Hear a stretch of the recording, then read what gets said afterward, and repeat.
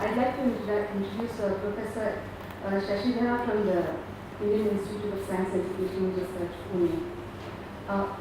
Following a master's from the University of Agricultural Sciences, Harvard, Shashidhara went to complete his PhD from Cambridge in 1991.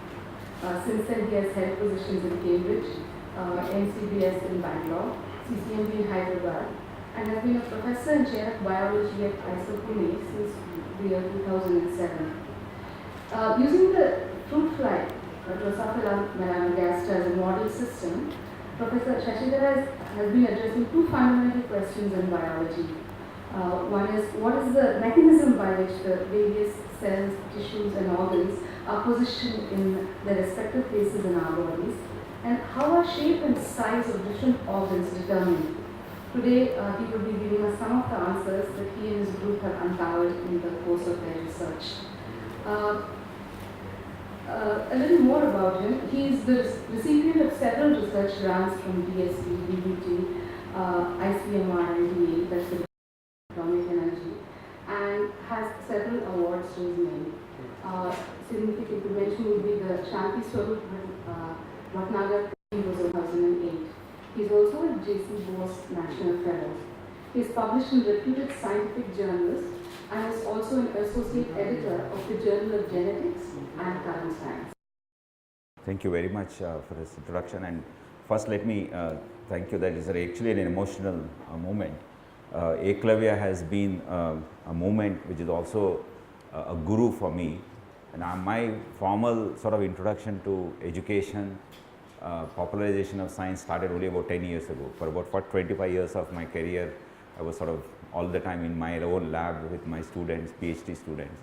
I sort of never really went out much, and since I started talking about popularization of science or science education at the school and undergraduate level, I kept hearing the names. Most of them are directly or indirectly related to Eklavya. And then I realized, although I was a reader of Science Day, which was introduced today as the child of Rex, it's also again an honor and privilege to be the speaker here on his in his memory. It's like, I don't know how many of you have read Nikolai Gogol, a short story writer from Russia. Until Nikolai Gogol, the small stories were all, there was nothing like small stories. There was like Shakespearean plays or big epics. He started this so-called short story movement, and almost every contemporary writer, even after him, even including Russian other writers like Dostoevsky, they kept claiming that they all came out of Nikolai Gogol's Overcoat. The Overcoat is a title of one of his stories, very interesting short story. So I think almost everybody in this country who are involved in education, in whichever the way we are, formal sector in the government or outside in an informal sector, we are all sort of come out of the overcoat of Eklavya or Jubba for whatever you can call. And it's really a privilege to be here today. So what I will do, because I don't want to sort of endlessly talk, maybe for about an hour or so, slightly try to reduce it, give you a sort of overview of the kind of field in which I am working. So it will be a mix of the work that has happened in our lab and mix, largely from others. Because in science, the progression happens when large number of people contribute, and the thinking of many of these concepts that I'm talking about, it's already 200, 300 year old, and slowly we have added sort of knowledge incrementally from several hundreds and thousands of groups over 200 years, and to what is correct understanding of what is known as development, right?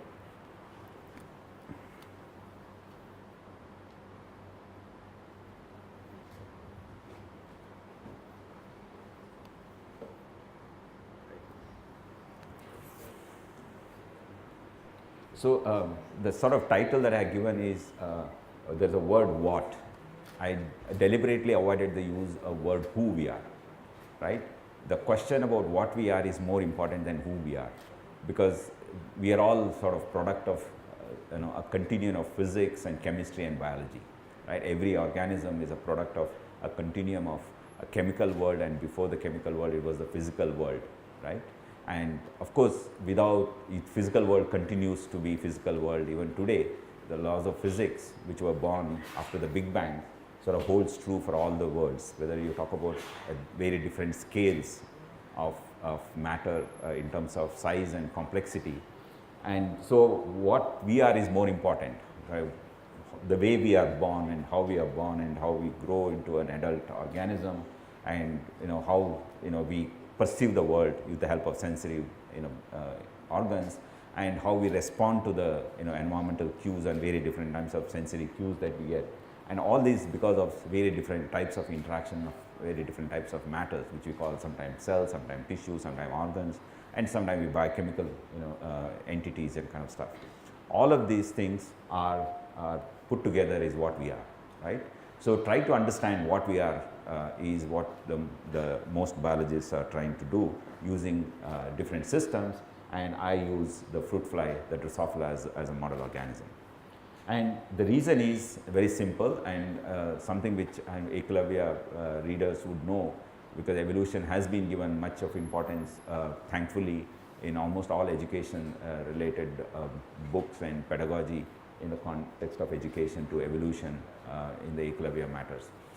And the evolution basically talks about from the origin of first cellular form of life, and how very different forms of life have evolved over the last 3.5 billion years, right? So this is one small part of the tree of life, complete one, and it also talks about only eukaryotic tree of life. There is another very big, large, prokaryotic tree of life, which is basically unicellular bacterial system, right? And even if you look at the eukaryotic tree of life, which is only a 1 billion year old compared to 3.5 billion years of life on this earth, we have several branches, and each branch is growing slightly differently, right? But what is important is there is some common lineage to each one of those branches. So in evolution, what we're trying to understand is what are those similarities when very different branches have. That similarities will trace us, our history, our ancestry, and at the same time we also want to know why we are different. For example, why a chimpanzee would be different than a human, or why a frog would be different than a human, right? And very different levels of branching will help us to know where to start when looking for some commonalities and differences, right? For example, a commonality between a plant and an animal like a human would be somewhere here, because that's when they started diverging. So this is where we need to look for what is something common between plants and animals. If you want to know what is common between two primates, you can start looking at right here itself, right? So this tree of life analogy will help us in also doing research and also communicating how we are related. This tree of life is sort of you can sort of equivalent to a tree that we normally see on the roadside, and now it's past spring. So in March, April, when the new leaves start seeing, in tropical countries like ours, you will see that the new leaves are coming at the tip of every branch. It's not that the tree, the new leaves will come only in the center branch, right? Similarly, in this tree of life, the tip of every branch has the newer forms of life that have evolved more recently in time scale. It doesn't any mean that it just show because we are showing human at the top doesn't mean that we are at the top of the hierarchical organization of the living organism. There is nothing like hierarchical organization here. It's only for our convenience we are putting it here. Time scale is somewhere earlier here in this one. Whichever the branch which happened earlier are shown at the bottom, and the branches which are more recent are shown at the top. So it's like showing a map. If you show a map of India, the Kashmir would be the top and Kerala would be the bottom. Doesn't that Kashmir is the top of the world? It's just that it is the north and south is for our understanding, our perception, we show this kind of ways. So please do not ever think that human is an ultimate end to the evolution. As we are speaking today, there are new forms of life that are evolving. So many forms of life are becoming extinct. Some because of natural causes, some unfortunately because of our own, intervention to the environment and damage that we are meeting to the climate. Now, one common thing amongst all living organisms is the cellular form of life, right? There is huge amount of commonality, and there are also, of course, huge amount of differences. The kind of differences that we see amongst ourselves different human populations is much, much smaller compared to the kind of differences we see when we start looking at other organisms. But at the same time, if you look at the commonality, what is common amongst all organisms, it's equally fascinating. So there is a molecule which is a chemical entity called DNA, which is the genetic material which basically has all the information to make an organism, its ability to interact with the environment and kind of stuff. And this, how the message is encoded in the form of DNA, how this message is decoded to make some workhorses in the cell, what are known as proteins, and how a cell is assembled to a living system, and why cell ages, why it disintegrates, all that information is more or less coded in a very similar way in all organisms from bacteria to human. To an extent that if you do some mathematical calculations of complexity, right? So if you take non-living systems, just take all the chemicals that are present in a cell, you sort of churn it out and make them into individual chemicals and you put it in a jar, right? And that you do not call it as a living system, right? Because the organization is completely disrupted. But every constituent of the living cell is in that jar, but the jar itself is not a living organism, whereas a cell is a living organism. That organization gives what is known as the property of a living system. And that organization requires a lot of energy because it has to maintain complexity, because to maintain complexity you need energy, right? And the level of complexity or degree of complexity, what you call, if you compare a non-living system to a living system, even if you take all the constituents of a living system, but of course they are not in an organized system, is several order more than the complexity that you see a difference between a bacteria and a human, right? Mathematically, right? And if you then that means we are much more closer, that bacteria and a human is so close to each other compared to a living and a non-living system, right? So that's the beauty of understanding evolution, that when it comes to understanding each other's relationship, we see more similarities than differences, right? And that also has a lot of interesting implication on education when we teach evolution, that we start seeing more similarities rather than differences, although the very fact that evolution as a branch of science started to understand the differences between organisms rather than the similarities, where we ended up seeing more similarities than differences. Okay, very quickly, coming to the main topic. So I'm a development biologist, that's how I was introduced. As a developmental biologist, what we're interested is how from a unicellular means a single cell egg or embryo. Egg is an unfertilized one. After the conception, we call it as an embryo or a zygote. You can call some very different words. In human medical terms, it is called fetus. In animal, we just call it as an embryo.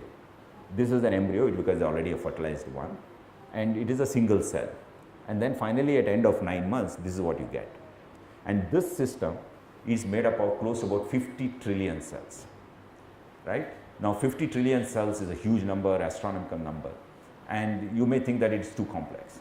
But the number generating 50 trillion is not that big of a deal. So because it's a geometrical progression of increasing the number. You start with 1 cell, 2 cell, 4 cell, 8, 16, 32 and so forth. And then within about 48 or 49 cell divisions, you can get 50 trillion cells, right? 1 cell before the last cell division, it's like 25 trillion cells, right? So in a way, getting that many number is not that difficult. More it is important is how they are organized into a very complex system, right? And if you just give you a glimpse of how it happens, you can see that cells are dividing at the same time, they're also getting reorganized a little bit. It's an extremely dynamic process, happens very fast. For example, this is the fish embryo. It happens in about 24 hours, a tadpole will come out. It will start swimming on its own, right? As you can see here, a lot of movement is happening. And it's how to understand this. If you see under a microscope, cells are dividing, moving around, and then organizing themselves into different shapes, and slowly the head region is coming up here, and different parts of the body will start coming up like this. And this is what we are trying to understand as a developmental biologist, right? Now, this has an interesting phenomena. How to understand this? You have to use a certain system of logic even before experimentally you can test it, right? So the kind of logic we use has to change depending on how much information we know. For example, about 100 years ago, when you want to use a logic, it was a slightly different logic than what we use because of the modern understanding of cellular biology, right? So I'll just look at directly the logic that we use before we get into even the very first experiment. One is, this is a very clear, simple observation. One cell, you get multiple cells. But what is important is, you take a frog embryo or take an insect embryo or an egg one, it all happens outside the mother's body, right? The development happens. That means there is no new input going in. Much of the energy that is required for development is already put along with the egg in the form of yolk. The egg yolk that we eat is actually the food that is provided by the mother for the developing the embryo, right? So the one cell to multiple cells, when it's happening, it also has its own, all the information and all the food resources that is required. The information is in the form of DNA, and the complete complement of DNA inside a cell is known as genome, right? The word genome you must be reading in every time in the newspaper, that human genome sequence and our genome compared to the American genome or Japanese genome, or you may also heard about genome of today's human and 25,000-year-old Neanderthal caves and kind of stuff. So the genome is a complete complement of the DNA that is present inside a cell. That has to remain the same in all the cells, because every time when a cell divides, it distributes the DNA equally into two daughter cells, right? That we have seen under observation in the last 100 years of research. Those who do cell biology, they understand that. They have already told us, they demonstrated with all the evidence saying that there won't be any change in the quality and the quantity of DNA when the cell undergoes cell division, except in certain special type of cell division called meiosis, which happens only in certain number of type of cells which generate sperms and eggs. Otherwise, in every body cells, every time when the cell is dividing, as we are speaking, there will be a lot number, millions and millions of cells will be dividing inside our body. The DNA or the genome would be equally distributed between the two cells. When equally distributed between the two cells, then how we get different types of cells? We get hair, we get arm, we get legs. Inside the body, we have heart cells, liver cells, kidney cells, and all kinds of cells. And if you see under microscope, the difference is also huge. I don't know how many of you seen a picture of a neuron. It has a head and it is a long tail, right? Or you look at a muscle. Muscle is more like a stack of books, right? If you see under microscope, a muscle cell, right? The difference between a muscle cell and a neuronal cell is much more than a bacteria and a chimpanzee or a human, right? At the morphological level, from the same original cell, and it can go back to the same old type of cell because the genome remains the same. So that means the reason we get different types of cell is because the genome is activated. Genome is like an inert thing, right? It's just a storage of information. How this information is read and decoded is what gives rise to different types of functions. So that means the reading of the genome is different in different parts of the body, and that what leads to generation of different types of cells, have different types of tissues and different functions. And the word, you use the word gene. Gene is a unit of in the genome or in the DNA which has a functional meaning to it, right? So for example, we say gene for insulin. Insulin is a protein. That protein is the one which is required for glucose metabolism in our body. If some problem with insulin production or its function, we develop diabetes, right? And insulin is a protein, and there is a gene which has information to make that protein, and that we call as the insulin gene. So similarly, we have something like 20,000 different types of genes which contribute to close to about 100,000 different types of proteins in our body cells, and depending on which protein is activated in which cell will make it whether it's a muscle cell or a neuronal cell and kind of stuff. There are some type of proteins which are common to all the cells, because cell as a living entity requires certain energy metabolism. That means energy has to be produced in the form it can be used inside the cell, because we cannot, if we eat some rice, dal, we cannot use it inside the cell as a source of energy. It has to be converted into what is known as glucose first, and then from glucose we have to convert into what is known as ATP. And that production of ATP is again common in all the cells. So that means within the cells also there are a huge amount of similarities, and there are some differences which makes different types of cells. Now, how to understand this puzzle, that how you generate from a single cell embryo to 100,000 different 150 to 100 trillion cell organism like human, or in case of Drosophila which we use is close to about 3 to 4 million cells, right. Now, what we know about development, much of what we know is because of the studies using fruit fly or the Drosophila as a model organism, which is about 100-year-olds. People started using about close to about 100 years now in the laboratory, and it's the same strain of Drosophila which is being used all over the world by thousands of different groups. Each group is made up of 10 to 20 people, and as you can see how many lakhs of people have contributed to this knowledge. One advantage of using the same model organism is you can enrich our understanding of a system, and then we can only look at the differences and similarities between our system and human, or our Drosophila versus human, or Drosophila versus a frog or a fish, right. So that's how the science progresses, because all of us would contribute to one organism's understanding, and that way once we know the deeper understanding of one organism, understanding of other organism becomes easier, because you're only looking for similarities and differences, as this will become a standard reference point for us. So Drosophila has become a standard reference point to understand development in very different ways. Now, again, when you want to look at it's a puzzle, right? You want to solve a puzzle. If you look at, I want to give a child a 50-piece puzzle, right?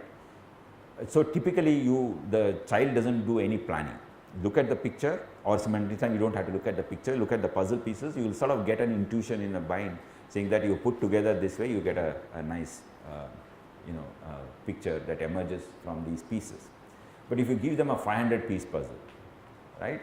And then they will start looking at the reference picture, and then start looking at which piece goes where and kind of stuff, right? First, we will start with the corners. I'm sure all of you have done this, taking these puzzle books with pieces. If we go to 3,000 piece puzzle, they're more challenging. Many times it takes weeks to solve this problem. Many times adults, parents and children, they all sit together in the living room, and then it takes 2 to 3 days to complete a 3,000 piece puzzle, right? But again, you do a lot of strategy, a lot of planning. So similarly, we want to understand development. You need to solve this like a puzzle, right? You need to first look at divide the body into different parts, right? Let's say head versus tail, because two ends, right? So for example, head is in this side and the tail is in the opposite side. Or in technical term, we call as anterior versus posterior. Anterior means front, posterior is the back, right? Or you can say, where the stomach side is and where the brain side is. And the brain means not just what is inside the head, also the entire nerve cord, what you call inside our backbone. There is a whole stream of nerve which go into, that's called nerve cord. That's why backbone is very important. Why the backbone is evolved is to protect the nerves inside, because that's very important, because all the information from different parts of the body, they come to the inside of the backbone, and through the nerve cord it goes to the brain, and finally the brain is the way all the information is processed related to all parts of the body. So it has to coordinate very different movements, right? Something I see and something I smell, and the brain processes information and say, oh, here is a food, go and grab it. Then the message goes to my legs, message goes to my hand, and then I go and grab. This complete coordination has to happen, so you need input coming into one central place, right? So you divide the body into different compartments and start looking at how information is encoded in each compartment first. Then don't worry about whether it's this cell or that cell. For example, if you look at the head, you don't worry about separately for ear or eyes and kind of stuff, right? You put the head as one unit first. Then you further divide into certain kind. This is precisely how in mathematics, in geometry you do that, right? You take, for example, a field, it's a two-dimensional field, let's say, right? You first divide into x and y coordinates, and then you divide them into 4 quadrants, and then you put values, right? Here x, y, and it will be minus y x, and it will be minus x minus y, and here it will be minus x plus y, right? So based on the value that of the coordinate that it takes, every point in this field you can have one specific value, and it will be unique value, right? Because equivalent point here will have a different sign, so it will be still unique, right? There won't be any duplication. And if you want to further divide this, you can make one more set of coordinates, and you can divide this also into 4 coordinates, right? 4 quadrants. You can go on looking like this until you reach to a single cell level, right? This is how we try to solve the problem experimentally, and then try to integrate all the information we get and see how they are related. Now, one of the problem comes is, this is what our, hypothesis for our understanding, that we draw these coordinates, right? So, what are these coordinates? You hear this as y-axis, this is, you call it x-axis. Why it is called an axis? Why it is called a coordinate in coordinate geometry? Is because it's not a line, right? X and y axis are not lines. You don't call it as y line and x line, because, for example, if you join these 2 points A and B, you can call this as a line. But this line, the shape of this line depends on the path it takes. How do you know what is the path it is taking? For example, from Bhopal to, let's say I come from Pune, what is the path I am supposed to take, right? I can join Bhopal and Pune in very different ways, via Delhi, via this Bombay, or very different ways, and I may go to East Coast and then come back to center, or may go to West Coast and send back to center, and all kinds of things I can do. But still it is a line joining 2 cities, right? But doesn't mean that it is an axis. The main difference between a line and an axis is, you know the values of every point along the axis which you are using as a reference. Sometimes it could be an arbitrary reference, but sometimes it could be experimentally determined reference point, right? This has, for example, is 0, 10 and that kind of thing. And between 0 and 10, is equally divided into 1, 2, 3 and 10. Between 0 and 1, again, equally divided into 0.1, 0.2 kind of things, right? You can sort of, go sort of infinitely, and then, identify the value of every point, and using these values on the 2 axes, you sort of put very different points to the very different other things that you want to observe and you want to interpret. Now, the shape of this curve, for example, can vary depending on how many points you have, experimentally determined points. For example, you can say this is going up and then coming down, but how do you know it's sort of going up and come down? In between also there can be a trough, dip. If you had more points here, right, the shape of this curve will change, right? This line, this is a line, this is not an axis.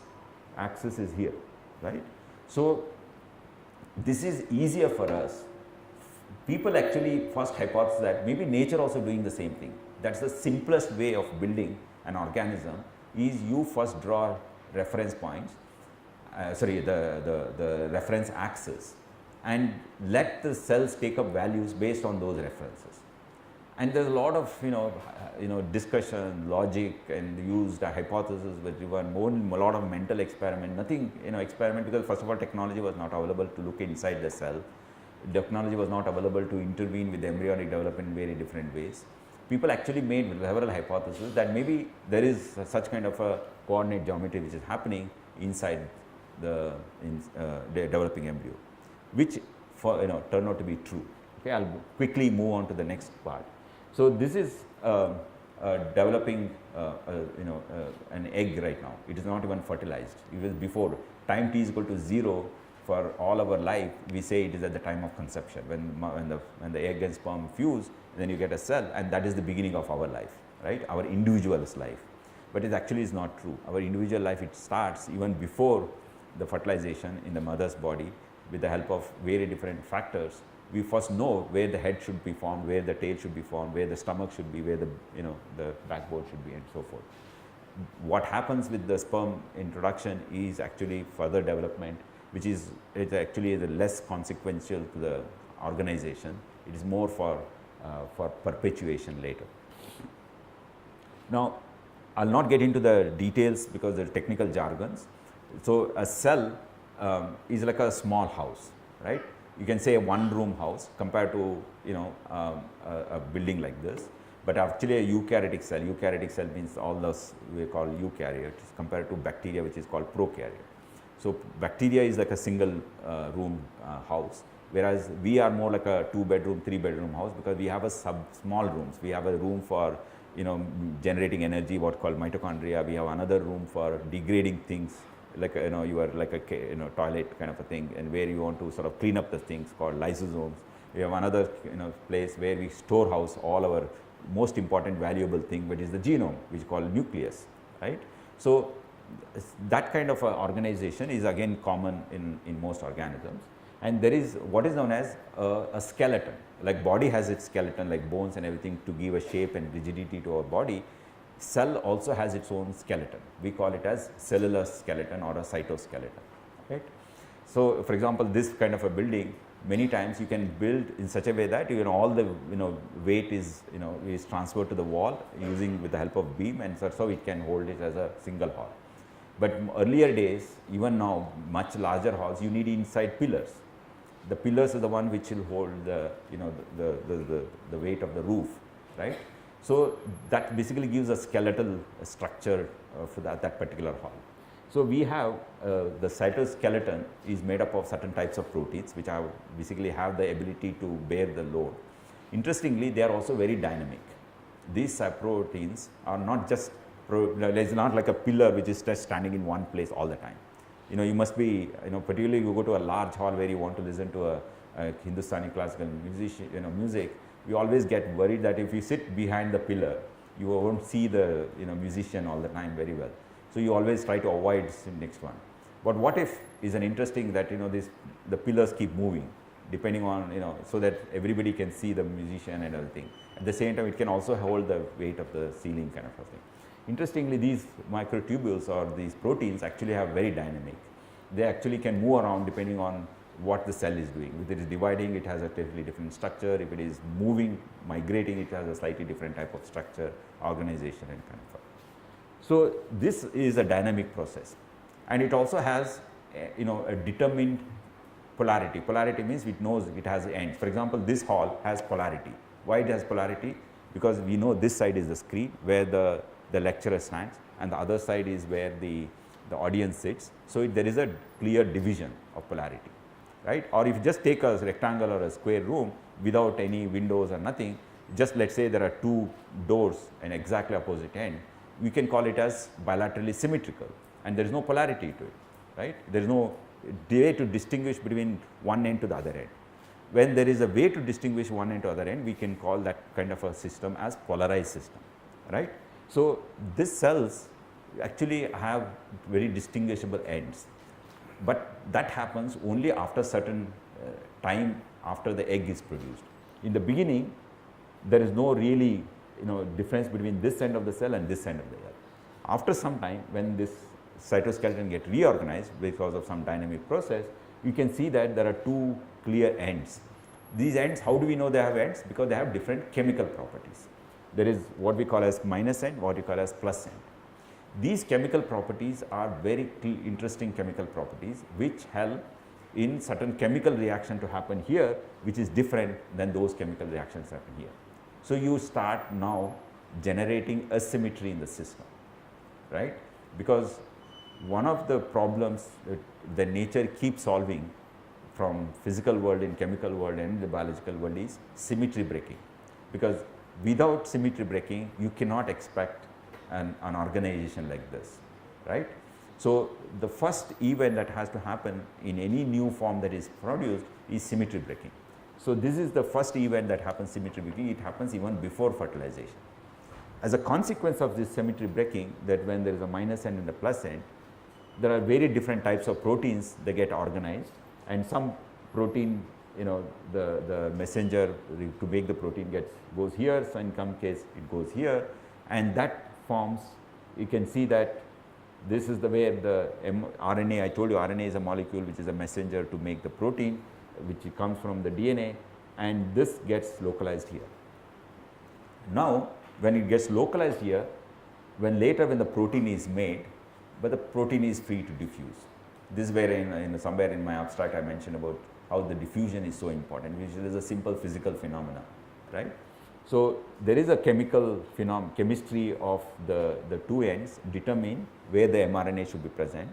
When the mRNA is further processed to make the new proteins inside the cell, the protein is now free to diffuse. So if you have a single source and there is a diffusion happens, it generates gradient, which is again a phenomena which all physicists and biologists and chemists and mathematicians understand. Gradient is what tells us, right? Because you want to generate a simple system. That gradient is what will give, for example, you have a source of protein, but protein is fused or diffused, so you generate a gradient. higher the amount of protein in the near the source of the where the protein is synthesized, and lower the amount of protein as you move away from the source of the protein synthesis. And as you can see here, let's say you divide arbitrarily into 6 parts your developing embryo. So it could be a single cell, it could be now multiple cell, doesn't matter, right? So now let's say you divide into 6 parts, all are equal, right? There is no difference between this cell, we don't know where the head is going to be, where the tail is going to be. Then what happens is this diffusion of this protein, you can mathematically divide it into 6 different types, because mathematically you can say that this amount of protein, but biologically interpretation of that becomes problem. For example, how do you know what is 25 versus what is 26, right? So it's a range which determines what is what. So typically you divide them into 2 or 3 different categories. In this case it's shown 3 categories, a French flag model. And as you can see here, now you can say highest amount of the protein means it forms this kind of a cell. Somewhat moderate levels of protein means this kind of cell. Lowest amount to no amount of the protein means this type of cell, suggesting that you actually can generate not only asymmetry, you can generate different parts of the body using one protein from a simple system, right? So actually the solution is not very complex, it's very simple. That's what I wanted to say. Okay, I'll skip this. And then whatever happens at the protein level, these are all the real embryos, real proteins which we normally study. And then this is how it happens under microscope. You see how the embryo develops and very different parts of the body is coming up. For example, this is going to be the head of the insect. There are going to be the legs of the insect. From this is where different other parts of the body of the insect will develop. And each one is determined depending on how much of that protein is present.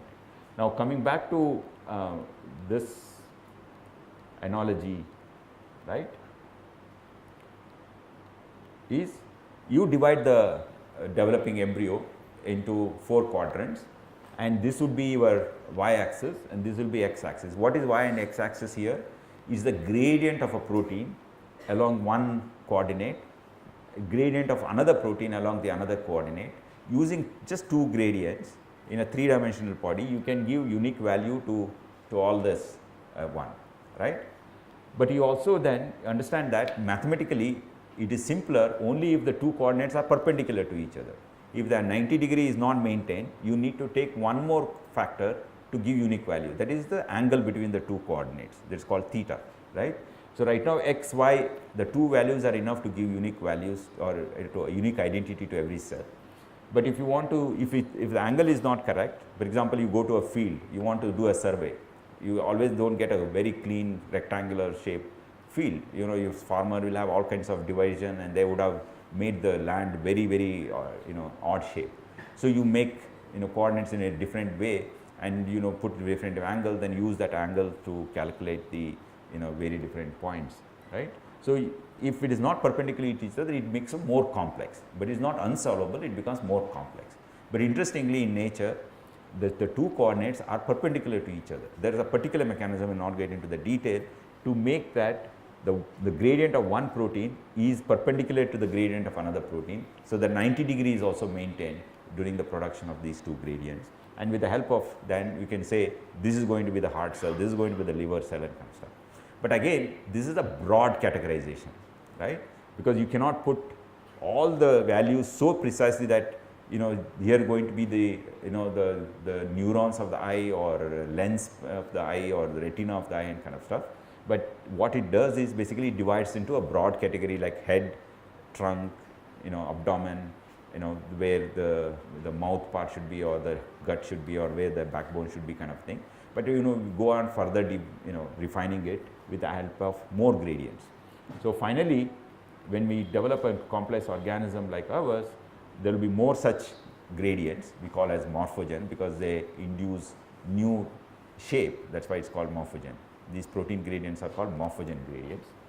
There are also what is known as self-organizing system. I'll not get into the details, which is very similar to how order is created out of chaotic system by self-organization. There's a whole concept in physics and which is actually used in biology too in the natural system. How, for example, if everything is equal, suddenly how something, inequality can created, right? You say animal form, all pigs are equal, all animals are equal, but pigs are more equal kind of thing, right? Or one pig is more equal, Napoleon, I think that's what it is. So that kind of a system can be created it gets created in the nature by self-organization, right?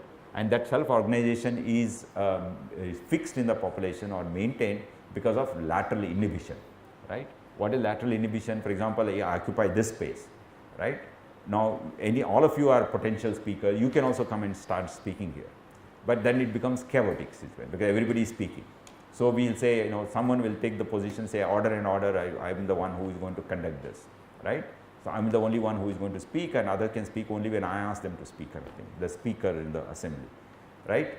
But people may take up the position of the assembly. Right? It happens in Tamil Nadu assembly all the time that people want to go and sit in the assembly speaker's position, right? You need to control that kind of a situation by through some kind of a political lateral inhibition and kind of thing, so that my chair is sort of protected, so no one else occupy that chair. So the cells occupy. For example, it happens in when the first neuron is produced, compared to skin cells and a neuronal cell. Right? Skin has a protective layer and it has other functions, where a neuron has a completely different function, but they have a common ancestry during development. When different types of cells are coming out, there is a common ancestry to skin cells and the neuronal cells. How do they get separated? Is through a lateral inhibition. So one cell becomes neuronal cell, it will make sure that other cells don't become neurons by a method called lateral inhibition. Sometimes you also recruit, because I cannot do all the function of a cell. For example, it happens in the eye, for example. So eye cells, one cell is identified when you become the eye, but one cell cannot form a complex eye like ours. So many more cells have to become, which cell you want to bring in. So there is a process of recruitment through some chemical interaction. Okay, this cell will go and sit with the original cell, and they form the complex structure like eye and kind of stuff. So we can use very different methods in nature to build an organism's body. So I'll just give you saying that we know now very much how these things happen, because experimentally can prove this. Finally, we have to provide evidence. This is not just our understanding as scientists, imagination and kind of stuff. So for example, how do we know that we actually know something? So one way is by building it. For example, people keep claiming that Indians knew how to make aeroplanes, right? But did we really did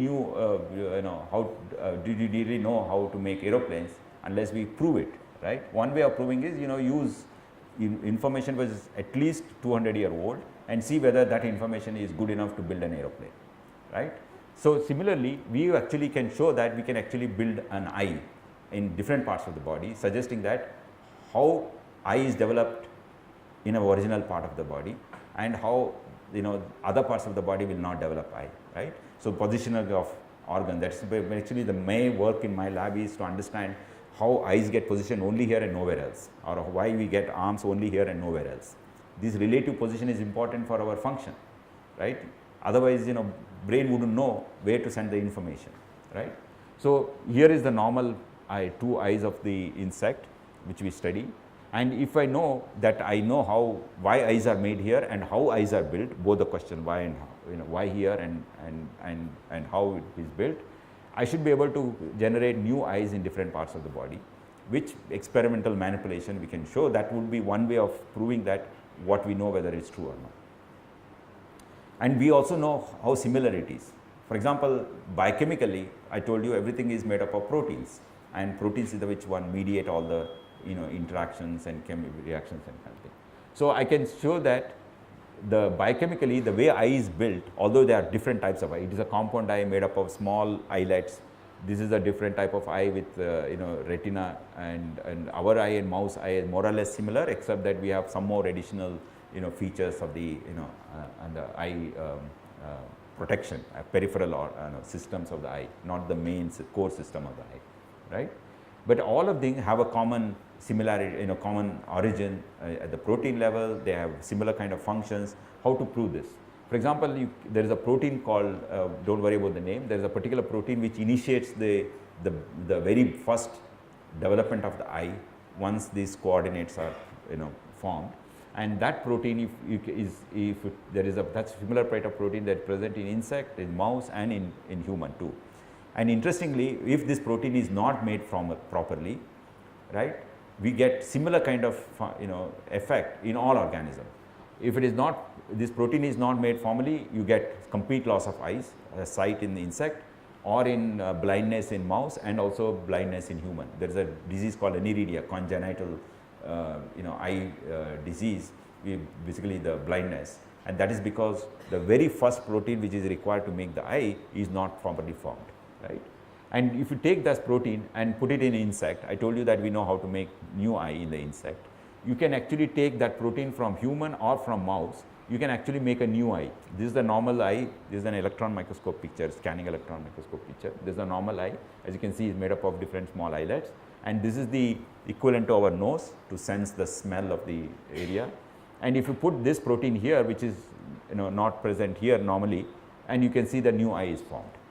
It tells you a lot. This particular experiment itself is an evidence for many things. One is, we know why eye is formed here, because that particular protein is present, activated only here and nowhere else, and that must be a machinery to activate proteins in different, because the gene for the protein is there in every cell, but it is not activated, right? It gets activated here but not here. If you make artificially activate here, you get a new eye. It also tells you that this protein which gets activated and sets the development of the eye is similar whether it is in mouse or in human. But the end result may be slightly different. End result is you form this kind of eye here, the same protein will end up with this eye or in this type of eye, right? So that because that's what happened in evolution, small differences are added, which although the same foundation to make the eye, above the foundation what comes out as a structure is different in different organisms because some additional differences are added during evolution. But those differences are actually minimal, because finally they all use this eye for seeing things with the help of light, right? That photoreceptor function, what called receiving the light photons when making an image in the brain, this is the most complex aspect of the eye function, and that is retained without any much change differences. Okay, so another aspect of my work which basically deals with is, I will not get into the detail, is to understand the differences between this kind of a structure and this kind of a structure. This is the wing, which is the one which is required for flying of the insect, and this is a structure which you call a balancing organ, which is required for steering of the flight. How fast you can go, how you take the turn, and if the wind direction is particular one, we take and sensing the wind pressure and then changing the directions or changing how fast you have to flap the wing. All that information is perceived by this balancing organ. So cutting this, the insect can still fly, but it cannot steer very well. It cannot go in the right direction it wants to go. It will make too many mistakes while flying. It keeps falling. But actual flight is based on the wing. But they are related organs. Experimentally we know they are related organs because you can manipulate this system and to bring 4 wings, or you can manipulate this system and make it only 4 balancing organs, no wings, right? Both of them can't fly properly, right?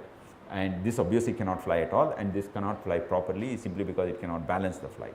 Whereas this is the normal fly which does everything properly, right? So what is the way this size and shape and the position of these 2 types of organs are fixed during development? Every time a new fly emerges from the embryo is what I am looking at it. It's in a way equivalent to difference between arms and legs. They are related. As you can see from 4-legged animal, when we started walking on 2 legs, there are some small features are added which basically made this possible to use while walking. You can also use for tools, for showing directions or picking up something from the tree or kind of thing. And whereas 4-legged animals, they cannot manipulate too much because both are required for walking or running, right? So we have additional advantage of so how this modification started, how we were able to use this for a different function than the legs, although they had initial common ancestry, is also an interesting topic in human biology, but I am using Drosophila as a model system to understand. So way I am looking at is by comparing with very different insects, and there are different insects with different number of wings. Morning we were sitting with the students, we were discussing this. Honeybees have 4 wings, and butterflies also have 4 wings, whereas these fruit flies or dipterans, mosquitoes, fruit fly or house fly, they have only 2 wings. I will not get into the details. So one of the things we also look at is, it's not enough to say that what protein change has led to what happens in the body development, but you also need to know in evolution that why it got selected, right? because many things are not necessary that every change is accepted by the nature. If it is good for the organism survival and reproduction, it gets selected. It gets selected means it's a phenomena which is the post facto, we say it gets selected, right? There is no active process of selection.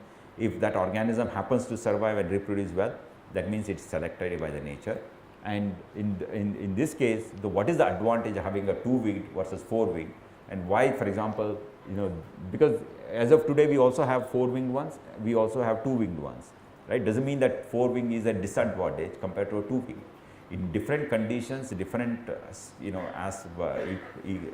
life forms have different types of body shapes depending on what is the history of that place. Many times we are carrying these certain things because of our historical background, not necessarily because of our today's requirement.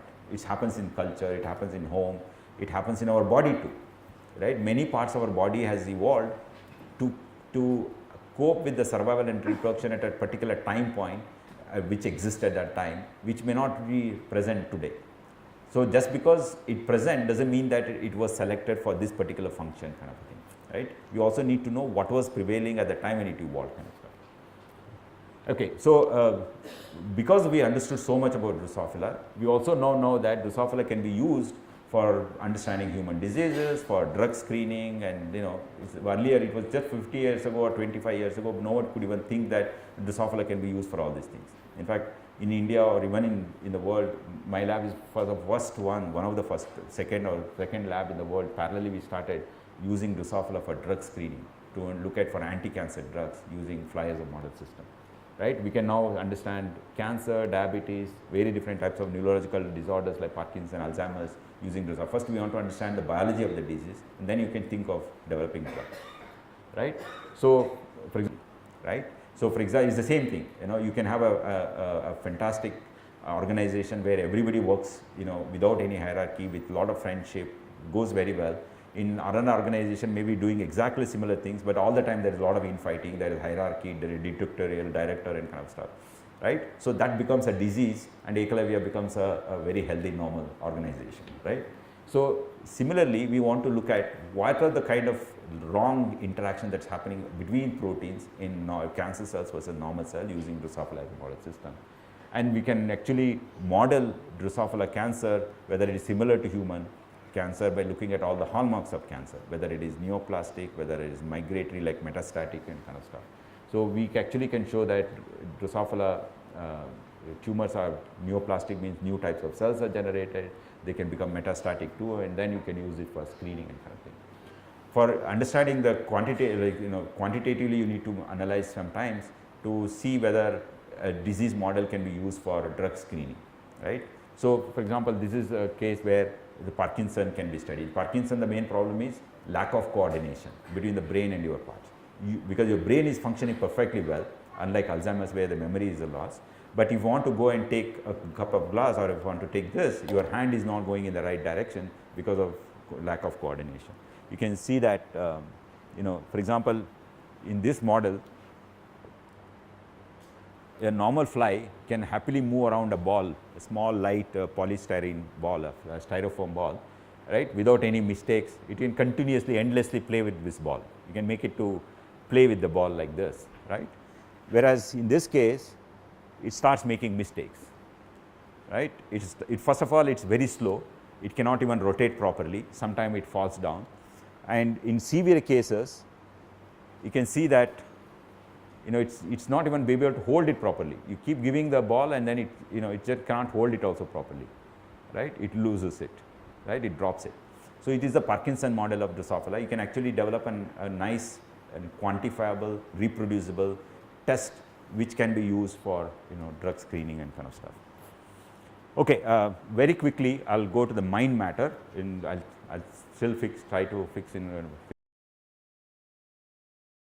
Okay, so when we talk about brain, or you use the word very loosely, mind. Mind is like something which scientists don't want to use because it's very abused word. My mind, your mind, his mind, her mind, and kind of stuff.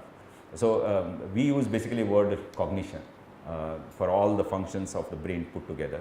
Cognition is something where you receive the information from outside world, process the information, compare with your past experience, if there is a past experience, and then you come out with a response. All put together, entire cycle of so you call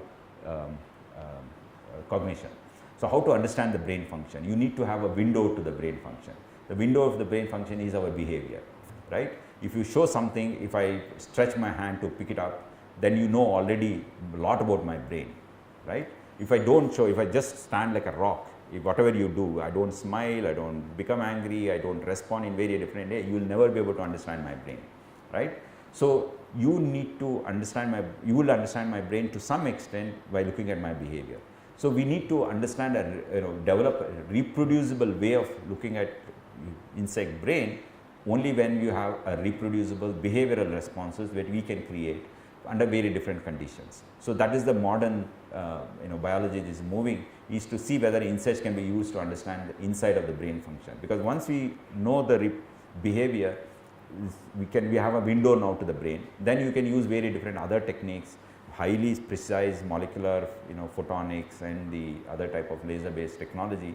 Then you can start seeing inside the brain during something is happening, something information is processed, right?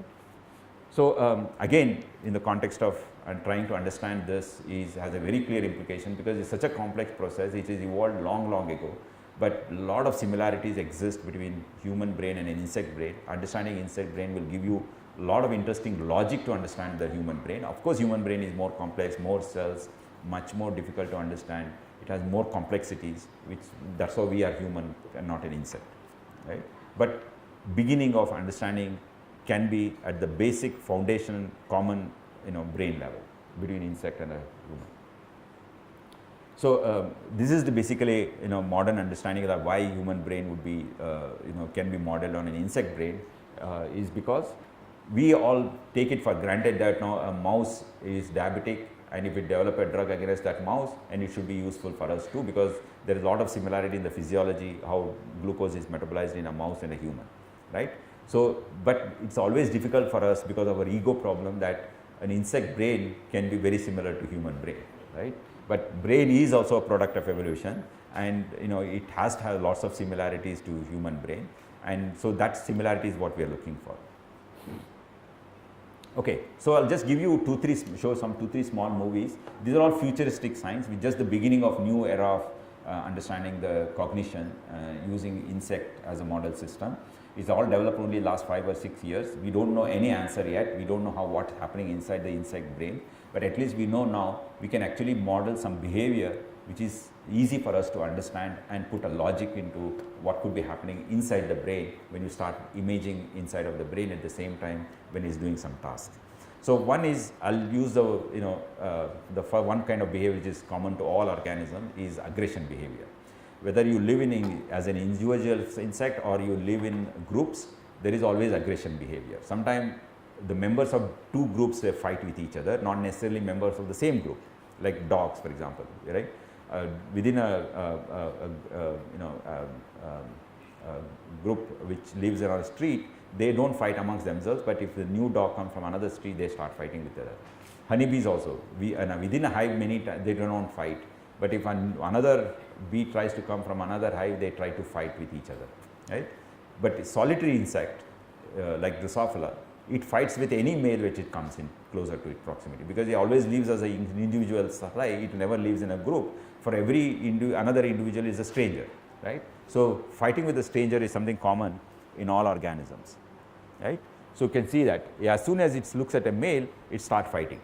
Now we are also equally fool, and we are maybe somewhat more moderate in our fighting. For example, two flies, they fight either for two reasons mainly, for food or for mate. If there is a single female here, they start fighting with each other, or if there is food, they fight with each other for the food. But the amount of food will not matter much, because its brain is not evolved enough to say that, oh, there is enough food for both of us, we don't have to fight. Whereas in human, we have added additional advantage of evolution, because we can also perceive, say, how much food is present and whether we have enough food so that we can fight or don't fight, we decide accordingly. Monkeys do that. Monkeys actually can share and cooperate depending on amount of food is available. If enough food is available for two monkeys, they don't fight with each other. But there is some amount of food, very little amount of food present, even if it is shareable in terms of 2 pieces of food, they still fight because that's not enough for 2 monkeys, right? This fighting can be, very well modeled, right? So, for example, you can see here the female is here. It is of course anesthetized. These 2 males are fighting for this female, and leaving female here, and they are fighting here, right? One of them loses the fight, right? Obviously, once it loses the fight, it starts running away from the winner, and the winner would chase it, right? After some time, when it loses the fight, and then it starts running away from it, and it starts chasing it, so that it should not be anywhere in the vicinity of the female to even compete again later, right? It's chasing it out, right? Now, interestingly, it's not about the winner. What happens to the loser? Now, for example, I'll not get into the detail. In a very popular science talks with students, I keep asking lots of questions, and they will only answer this. I'll try to get into the answer right away. We all know that when we lose fight consecutively, every time when I get into a fight, right, with a boy, for example, let's say, and in a school, and I would avoid sitting with that boy because I know I'm going to lose the fight with that boy. But if I randomly with 3 or 4 different boys, I always lose the fight, then I think that I'm always a loser. I'll never get into a fight with any boy. I'll try to avoid any type of fight with anybody. I develop some kind of a loser mentality, so I'll lose confidence. I'll never try to mount any type of aggression against any individual, simply because I know I'm a loser, right? I have some weaknesses that comes because of your past experience. That experience goes into the memory cells. Interestingly, these flies, if they consecutively lose 3 fights or 4 fights randomly with different males, they develop similar kind of loser mentality to an extent that as soon as you show a male, it runs away from that place on its own. It will never even mount an aggression behavior, right? Now it is a reproducible behavior which can be now tested. Why is it doing this? Why is it doing? How does it know that it is a loser? How does it remember that it has lost the fight? But it is not something which is a born behavior. When it first 1 or 2 fights, it gets into fighting 3 or 4 times. Only when it loses subsequently, consecutively many times, then only it acquires this new behavior based on its memory. How do you know it is memory based? So you can take mutations which has memory, for example, like memory loss patients. There are also memory loss flies you can create, and those ones won't, irrespective of how many times they fail, they go back and then try to fight, like Ghazni in the Hindi film, right? Because it doesn't remember anything that it has lost the fight. It again, because that's an innate behavior, born behavior, right? It is to fight with a stranger. That behavior dominates the acquired new experience because there is no memory cell to remember that, right? So now you can understand now how information is received, processed, and how it remembered, how you use the past experience to modulate your new behavior, which is what unique to human. We always thought that we can modulate our behavior based on our past experience. These can be done even in small insects. It may be a slightly simpler scale, simpler level of degree of complexity, but we assume or hypothesize that the machinery may be similar, maybe it might be more complex, more regulations are attached to human, and but it could be on a similar concept. That's the new biology that is moving into that direction. I'll show you one more movie and then stop. 2 more movies.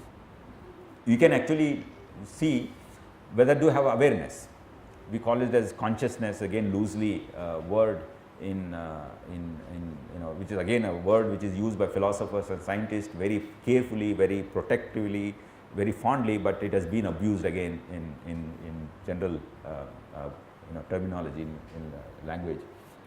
So what is consciousness? In some way you can say that I am aware of myself, right? What is I am aware of this? I am aware of that I am a human being different than you. I am a human being different than the wall, than this mic. This is an awareness.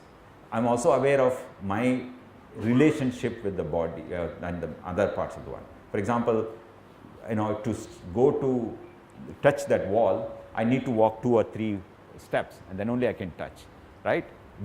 Without even thinking, thinking happens subconsciously, calculation happens subconsciously, but we wouldn't know many times as an awareness of it. Without being aware of it, I don't even try and bend as much as possible, see whether I can touch it on. I know I cannot do it because I have an understanding of my body size in proportion to the distance from me and the wall. How much I can stretch, whether I can touch the wall or not. This is, you can put together this whole understanding of the world as consciousness, right? So do insects have consciousness? Okay, a simple new set of experiments have evolved. Have been designed by a friend of mine who has visited us several times. We are also sort of collaborating on this aspect. So if you look at this, you make an insect walk. It cannot fly simply because you have cut the wing. It walks, and then you create a gap and see whether how it goes. For example, it has front leg, has a sensor for whether it is a solid surface or not, and then sort of grapple for the solid surface, and then moves on the other side. Right now, it's a very common behavior to avoid any type of gap, and somehow you want to go on the other side because you keep some food here, so it has to move in this direction. It's a very reproducible behavior. Every time when you do it, it happily does this. Whether it's a new fly or an old fly, it does very nicely, right? But sometimes for example, you increase the width of this. In this side, the insect is coming from this side. So you can see here, it is stretching its body, its front leg, and is looking for some solid surface, right? We think that it is looking for, or somewhere it is groping for a solid surface, although we can see there is a solid surface here. There is too much light, otherwise there is a solid surface on this side, right? But it made a mistake. We all make mistakes. Children make more mistakes because children have not evolved sufficient coordination in body and mind and their surroundings. Because children, for example, if in the monsoon, hopefully when there is a good monsoon, there are lots of water ponds, and we keep jumping. I don't know how many of you have done this. We used to do that, and when we were children, our parents used to allow to get into water all the time. So we used to sort of have a competition whether I can jump this water pond or not. Many times we used to make mistakes. We used to think that we could cross without getting into the water, and sometimes we used to fall into the water and make whole body muddy and go home to change. This also made mistakes. Interestingly, the just born insects make more mistakes than the older insects. So it's interesting. That means it has understood the external world much better, and it is modulating its behavior, right? But how do we know whether it really has that awareness or not? This is the critical experiment. What Roland did is, see, typically anybody would have stopped this experiment, right, whether it can cross or not cross. He further increased the gap and see what it does, right? And here, if you see here, I hope everybody can see. If you want, you can switch off some of these lights. Yeah. So it's coming from this side. It's just in a very slow motion. It all happens in millisecond time scale. It's using the fast camera and then running it slowly. So because of time shortage, I'm moving it fast. As you can see here, it's not even making an attempt. It's not even groping, right? It's not even making an attempt. It just looks at it and goes back. That means it can visually, estimating whether it is crossable or not crossable. If it is crossable, it will try. If it is not crossable, it's not making an attempt. Sometimes it makes mistake, what happened in the previous one. That means, how do you know it is visual? Then you take a blind fly. A blind fly, even if you provide this kind of a small one, it will not make this attempt. It will just go back. As soon as its front leg thinks that there is no solid surface, it starts going back. And you can make a blind fly, which two types, right? Which is born blind, and you can also make a fly which is normally crosses like this, and then you put some color, right? Some kind of oil. It actually becomes blind without affecting the many different other functions of the body. And if you do that, then also it doesn't even make an attempt. Unless it sees, unless it knows it is crossable, it will not make an attempt.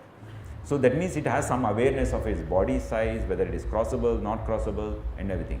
You can also ask the question, next one is, what does it know that, what happens if it cannot cross? Why is it not even making an attempt? Does it know that there is some danger if it is not one? So this is where, there is some hypothesis that all animals avoid depth. Is simply because there is a hardwired behavior that depth means danger. It's not necessary that this insect would know that it will fall. If it falls, it breaks its limbs or has some problem. It's only some kind of a a hardwired behavior that you avoid any depth, right? It looks like there's some competition for me. I'll try to finish in one. Yeah. Yeah. Okay, last part is why we are different than other organisms. We think that we are intelligent organisms, intelligent animals. Why is intelligence, right? Intelligence is a way, intelligence is not our IQ and all kinds of artificial ways of, whether you can solve this problem, mathematical problem, that mathematical. Intelligence is simply, biologically speaking, is what is your ability to respond in an unexpected situation which increases your chance of survival or chance of success, right? This is an unexpected situation, but what you have to do is you have to reconstruct that unexpected situation to something you have experienced before, and then you predict this behavior would make this new situation, respond to this new situation will make me successful for my survival, reproduction, whatever it is. That is what intelligence means, right? Because this situation you never come across, but you have come across so many other hundreds of different situations, you have in memory all the different types of experience, you sort of hypothesize in your brain, this situation may be analogous to some X, Y and Z situations, and if I would have responded to X, Y and Z something like this, and new situation, if I respond this way, and this is where I can, is it in the same building or outside on the road? On the road. I see. I think there is also some cross mic frequency matching. That's why it is coming through this speaker. No, it's not through the speaker. They're very loud, extremely loud. It's okay. All right. Okay, I'll finish in. So the same, gap crossing thing, right? If you make some kind of a shallow, one, right? Not all insects would do that. Typically, a blind would come here and would not make an attempt, it will go back. And if it is, very close to each other, this gap is very narrow, and then it will make an attempt, it will successfully, it will cross. Sometimes it makes the same mistake. But if it is shallow, sometimes some insects, not all of them will do that. Very interesting behavior it shows. It's making an attempt, it is not crossable, and see what it does.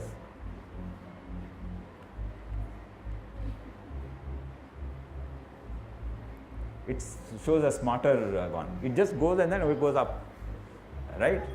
And even more is sometimes this is not something which is conscious behavior. It happens in our body. We always show this behavior is the body, the brain and rest of the body coordination, which is when it's completely healthy organisms or individuals, right? So I'll show you this movie and you can see what's happening. I don't know whether how many of you noticed this. It ran very fast. I'll run now slowly the same movie.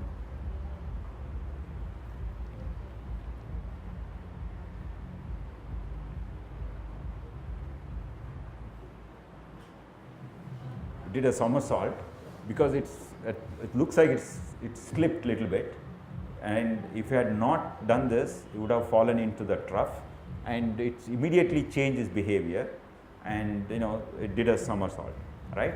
So dealing with unexpected situation is also there even in the insect. Many times we didn't know this. First of all, the technology was required. Like Galileo could see things which we didn't see, is simply because he used the telescope. Right? Anthony von Leeuwenhoek could see many things which we didn't see because he used microscope. And then later Pasteur could predict that bacteria causes diseases because, help of microscope, that he could actually see bacteria, and and then did experiment to show that it causes diseases.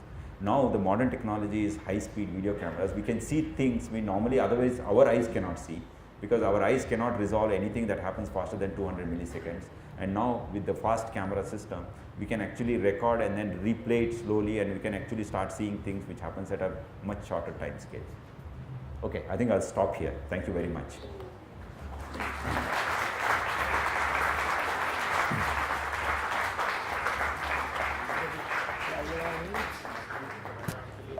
I'm okay, any number of amount of time. It's up to them whether they want to stay back. एक अभी brief में 10 minute का सवाल जवाब का session है, अगर कोई सवाल जवाब Those who want to, I mean, you can ask me in Hindi, but I'll try and explain in English, but I may not be able to speak in so fluently in Hindi. But I'll understand the question if you ask in Hindi. No problem. Yeah, I have a question. I just want. You have to hold it closely like a rock star. Yeah, within a family, when we say that the genome is same in all the cells, when you are your brother or sister, would you have a identical genome? Yeah, so it's not identical. So what happens is when the get separated, only half of we receive from the father and another half from the mother. Which half we receive is always a question, right? We are made up of 23 pairs of, so all the genes are divided into 23 compartments we call as chromosomes, right? From each, there are two compartments of each type, A and A prime, let's say, right? Whether we receive A or A prime is a chance. Then B and P prime is another chromosome or another compartment. Now, when you may receive A and B or A B prime or A prime B prime. Now, there are 4 possibilities with 2 chromosomes and we have 23 pairs. You can see how many combinations. Because of which no two children, unless they are born as twins, monozygotic twins, can be identical. That's why we see so many differences in human population. But these differences, when you compare to non-human, it's much less, because in between non-human and human they're born. But it's actually quantitatively, if you look at the genes at the gene level or genome level without getting into compartmentalization, right? So between any two individual humans, there is a 2.25% of difference in the genome. Between us and chimpanzees only 2.5. Right? It's just a very small additional difference which makes us two different species.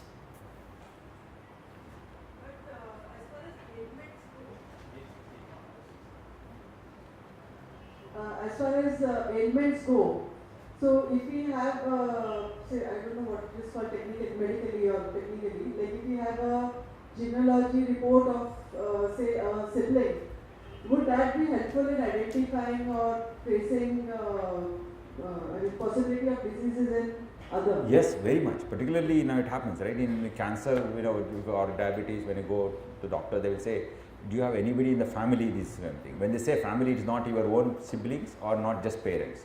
They'll ask you your aunts, uncles, or your grandparents. Anybody had this one. So it helps because we all share one gene pool. And that gene pool is maybe slightly differently manifested in different individuals, but there is a common gene pool. But between two families, there may be small differences in the gene pool, which making someone more susceptible to diabetes, someone less susceptible to diabetes. Between populations, there are differences. For example, entire Japanese population is more susceptible to alcohol than many other populations. Or there are some populations, the entire community is susceptible to diabetes or heart diseases. There are some people are not, like Asians. All Asians are more prone to heart diseases compared to Caucasians, called Anglo-Saxons, right? So the gene pool can manifest slightly differently. So that's where we get into the minor details of the gene pool to understand the diseases. But to understand the development, to understand the function of normal brain, how brain connects to the very different organs. When we talk about there, we are not talking about gene pools. We are looking at the bigger picture of the conceptual interaction of very different proteins, and that's where the diseases are all smaller differences between individuals or between communities.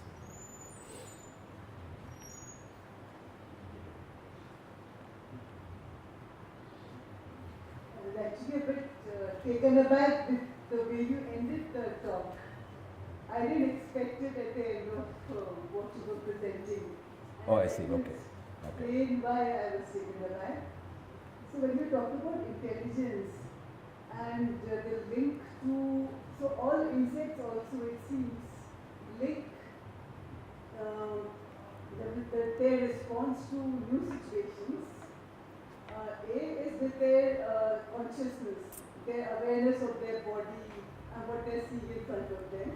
They also link it with their past experience. Yeah. So their past experience means their individual past experience. Exactly. Yeah. Right? Yeah.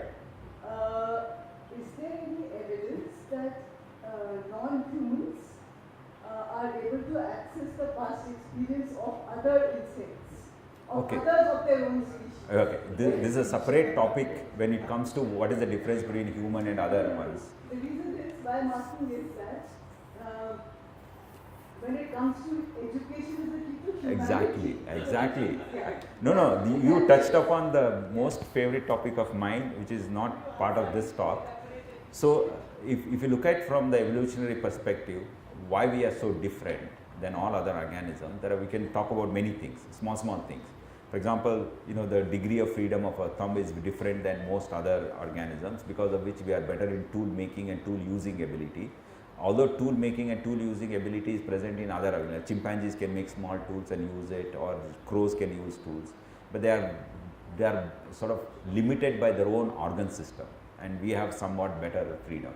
Same thing, the language ability to communicate using sound is there in most animals, and but we have an anatomical added to this because of our sound box.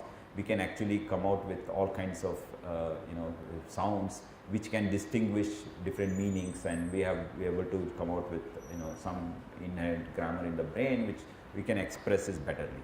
So what you think, in fact there is always a concept that language is actually a bad vehicle to communicate. It's simply because we will not be able to tell everything that we are thinking, which is true. It's a limitation. Language is always a limitation how much you can communicate, but we have slightly better in languages than many other organisms or animals in communicating what's happening inside our brain. So one of the key to humanity or humans evolution is our ability to communicate. What only we communicate our needs in terms of mating, in terms of food, we can also communicate our past experience to an extent that I don't need to experience myself to come out with newer situations. Is simply because I can borrow someone else's experience. If someone tells me every Amavasya 12 o'clock in the night, near that tamarind tree there is a white cloth that's moving and shattering, we all get scared. No one wants to go, whether you experience or don't experience, whether you have seen it yourself or not, right? It's simply because we use someone else's experience to protect ourselves from danger, right? That ability is further compounded when we invented the script, right? Now not only that I can communicate to another person the cause and effect relationship of different things happening, we can also cumulatively look at the knowledge as one big pool where everybody is adding newer knowledge, and we all can use this knowledge for our benefit. So this is something unique to human. And in a way, all animals, for example, 2 chimpanzees and 2 human beings, the brain computational ability and ability to perceive the world is exactly the same. There is hardly any difference, right? But when the 2 chimpanzees talk to each other, the brain is not working like a supercomputer in parallel processing of the same. It's like supercomputer is nothing but several computers together into one, solving one problem. Whereas human, we can do that because of the ability of language. Language is like a software connecting different computers. Right? Not only 6 billion people are connected with the help of knowledge, previous 6 billion people are also connected because of the script, which we have a shared language, and many times is orally transmitted, sometimes is through written form of knowledge. And we are pulling 12 billion brains put together and created a big supercomputer. So with better use of language, better use of education, humanity will succeed rather than trying to fight with each other, right? So that's why I usually end my talk when human evolution. But just to show that this is not an imagination. So there is a group of primatologists in Japan that were studying monkey behavior on a hill slope. So the monkeys have different types of groups have different behavior, and different species of monkeys have different behavior. This particular group of monkeys or species which was living on the slopes of tall trees, they usually eat fallen fruits, and because it's a very muddy area and fallen fruits will get into the mud, and they have over the time evolved a strategy. They take these fallen fruits and throw into the stream, and then pick out from the stream. Whenever you get washed fruits to eat, right? This is there in this species of monkeys for several thousand years maybe. And they were studying their behavior. And interestingly what happens is, because of it's on the slope and water stream also very high current, it loses many fruits. So how many you throw, how many you can retrieve, there is a difference. So in a way, your success for foraging behavior is somewhat less in these monkeys. It's simply because the water stream will carry some of the fruits. But one monkey evolved a nice strategy. It held the fruit in the water, in hand, and put the hand in the water, and then took it out and ate it. So it's actually now its foraging ability tripled almost, right? But no other monkey which saw this was able to imitate this, because monkeys or primates, they don't imitate just because other monkeys are doing something. They could never understand the cause and effect relationship, right? So they studied this monkey until it died. For 16 years, it ritually followed the same way of eating, right? For 16 years, no other monkey followed this. It's simply because they could never understand why it was doing this. Whereas in human, we very simple. We say that, aisa pakado, kuch nahi hoga, usko, you can eat it. But we can explain this, right? That's the beauty of our language.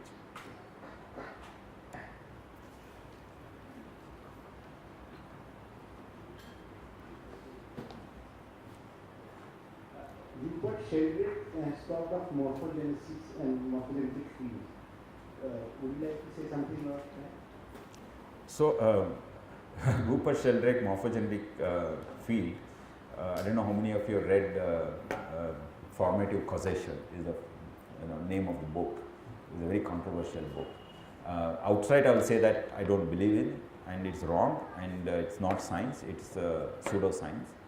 What it basically says is, there is some kind of like my electromagnetic waves and kind of thing, there is some kind of a morphogenetic field of waves which sort of goes, whatever we do, whether it is physical interactions or mental interactions, whatever happens in our mind, it creates some kind of a field, and this field can influence other brains in a positive way. In a sense, positive way means it can sort of make me able to do the same function more effectively. For example, if I for example, handle this mic well or handle this well better, something is going on in my brain to handle all these things. Someone who has not seen this before, this kind of a gadget, right? Even if that person doesn't see me doing it, the same person, when they handle this, they do more efficiently, is simply because some morphogenetic waves have moved from me to another person. It could be across the distance to an extent that it can happen between America and China, kind of thing, right? So, I mean, there is no evidence for any kind of morphogenetic waves moving from place to place and ways. Otherwise, there is this very famous joke about this book is, if it is to be true, all of us should have been speaking Chinese language by now.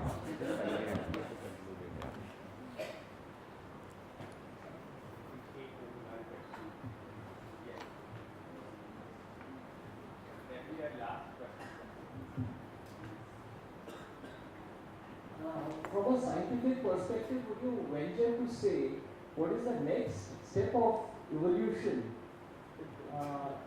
Okay. Or what are the next baby steps you are Okay. taking in that direction? Okay. So, it's not actually daring to say or anything. The very fact that we understood evolution basically tells us that we cannot predict future, because what is evolution is basically the interaction of the organism's genetics and the current environment. That interaction will lead to new forms, right? So unless you predict environment, you cannot predict new change. And also the change itself, genetic change, is also sort of a lot of stochasticity associated with this. So there is no way to can predict what could be the new genetic change 10,000 years later, what would be the environment 10,000 years later, what would be the interaction between the two, and at the population level, what is the size of the seeding population to see that interaction. All that thing is added to this. It's not one individual interaction, right? Whether it's 10,000 individuals in a community or 20,000 individuals in a community, it makes difference. So in a way, it is completely unpredictable. But what we have done in human, particularly species, if you are referring to human, is the two things we have done is, one is we are damaging the climate so much that we have made our other organism to reduce their efficiency to cope with the change, because change is too fast, right? And so the generation to generation, the new genetic features that are coming up are not good enough for the kind of change that we are introducing in the climate, so that become more extinct much faster. With our own evolution, we have sort of slowed it down. Typically, evolution means if you are reproductively successful, your genes are transmitted to the next generation, you perpetuate your form, type. But there are many diseases which makes us crippling in terms of reproductive ability. It could be sterility, it could be very different bodily ones. With the modern medicine, we have actually overcome that, right? The second is many diseases which manifest itself much higher frequency when your reproductive age is past. We are trying to stop some of those is one, and we are also trying to lengthen your reproductive success to a longer period, right? Typically, average expectancy is 50 years. Typically, your reproductive age is about 30 to 35 years, it ends. Now we have taken it to 50 years. People having children at 50-year or 55-year-old. All these medical interventions are also changing the whole dynamics of evolution itself, right? So it's still unpredictable, but we have slowed down. That much we can say. The last question, huh? Sure. As we were talking about evolution, so are there any chances of the extinct species coming again, like evolution of extinct species? No. So see what happens is there are when every time when the new species are generated is basically by divergence, right? Is one is going in this path and the other going the other path, and then become two, and then this, let's say, become extinct. So another new species which has more or less identical features of an extinct species to happen. So a new branch somewhere coming here, right, has to take up that path, right? That path means similar kind of genetic changes and similar kind of environmental situation where these genetic change, environmental change will interact with each other and then come out with some reproductive success, right, leading to a particular form. Now, it is not impossible, mathematically it is not impossible. The probability of it is so low, we consider it as is not possible. But mathematically, yes, it is possible. Yeah. Thank you. Sure. Thank you. So, thank you very much. Talk. I'm sure we're going away knowing lots more than we came in knowing, and with lots of questions and a hunger to learn more. So, thank you so much.